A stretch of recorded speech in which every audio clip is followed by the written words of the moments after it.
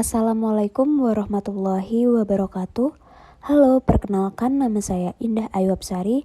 Saya merupakan mahasiswa PPG Prajabatan tahun 2024 gelombang 1 Universitas Veteran Bangun Nusantara Sukoharjo.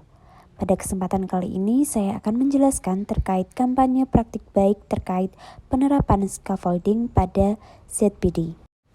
Video ini saya buat untuk memenuhi tugas ujian akhir semester mata kuliah Perspektif Sosiokultural dalam Pendidikan Indonesia.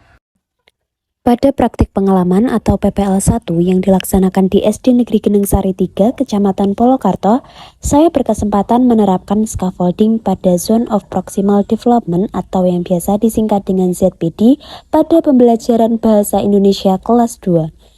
Penerapan scaffolding pada ZPD bertujuan untuk memfasilitasi dan memenuhi kebutuhan belajar peserta didik kelas 2 sehingga mampu mengatasi permasalahan secara mandiri. Intervensi terkait penerapan scaffolding pada Zone of Proximal Development atau ZPD, yaitu pada pembelajaran Bahasa Indonesia di kelas 2 di SD Negeri Geneng Sari 3, masih terdapat peserta didik yang belum bisa membaca atau belum lancar membaca.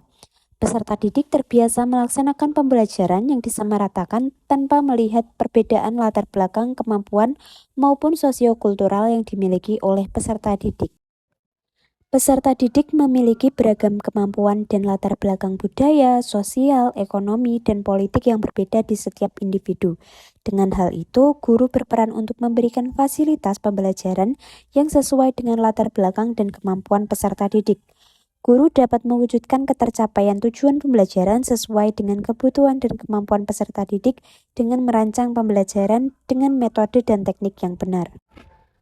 Apa itu scaffolding? Scaffolding adalah suatu teknik pembelajaran di mana siswa diberikan sejumlah bimbingan atau bantuan, kemudian perlahan-lahan diadakan pengurangan terhadap bantuan tersebut hingga pada akhirnya siswa dapat menunjukkan kemandirian yang lebih besar dalam proses pembelajaran.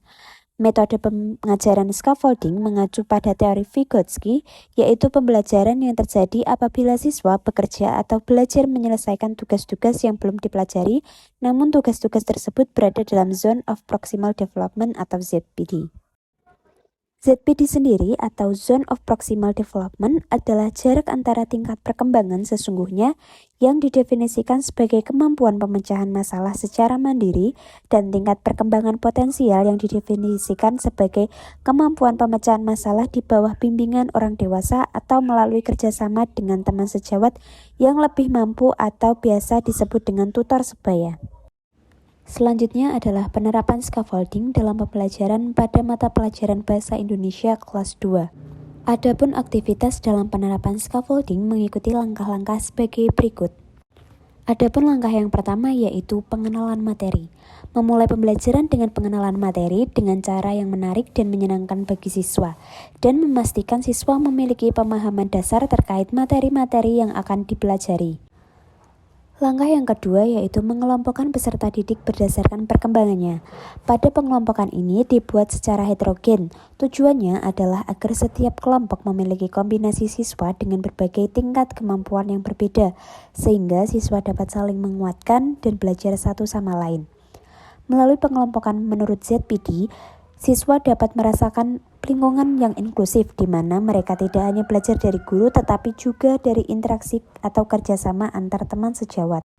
Langkah yang ketiga yaitu guru memberikan tugas sesuai dengan taraf perkembangan peserta didik. Langkah yang keempat yaitu guru melakukan bimbingan kepada peserta didik terkait aktivitas belajarnya menggunakan metode scaffolding.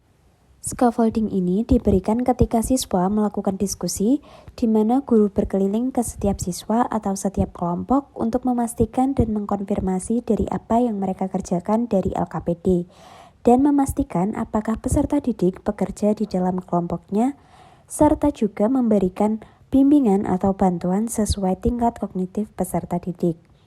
Kemudian semakin lama, secara perlahan-lahan peserta didik akan diberi tanggung jawab dengan mengurangi bantuan yang diberikan hingga mencapai pada tingkat kemandirian peserta didik dalam mengerjakan tugas.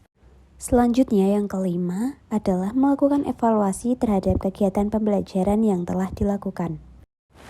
Beberapa hasil yang akan dicapai dalam penerapan scaffolding, Yang pertama, peserta didik terlibat aktif dalam diskusi dan mampu memberikan pertanyaan kepada kelompok lain selama proses pembelajaran. Yang kedua, menciptakan lingkungan belajar yang menyenangkan dengan adanya diskusi kelompok. Yang ketiga, peningkatan kemampuan pemahaman peserta didik terhadap materi dan kemampuan memecahkan masalah. Yang keempat, peserta didik berani dalam menyampaikan hasil diskusi, sehingga pembelajaran menjadi berpusat kepada peserta didik. Yang kelima, siswa dapat belajar dengan aman dan nyaman. Pembelajaran dan replikasi. Scaffolding dapat mengurangi kesulitan peserta didik dalam memahami materi pembelajaran, khususnya pada pembelajaran bahasa Indonesia. Melalui penerapan scaffolding, peserta didik dapat mengembangkan kemampuannya hingga tujuan pembelajaran dapat tercapai dengan optimal. Penerapan scaffolding pada ZPD dapat menjadi sebuah pendekatan pembelajaran yang dapat dilakukan guru sebagai bentuk wujud pelaksanaan pembelajaran yang berpusat pada peserta didik. Terima kasih. Wassalamualaikum warahmatullahi wabarakatuh.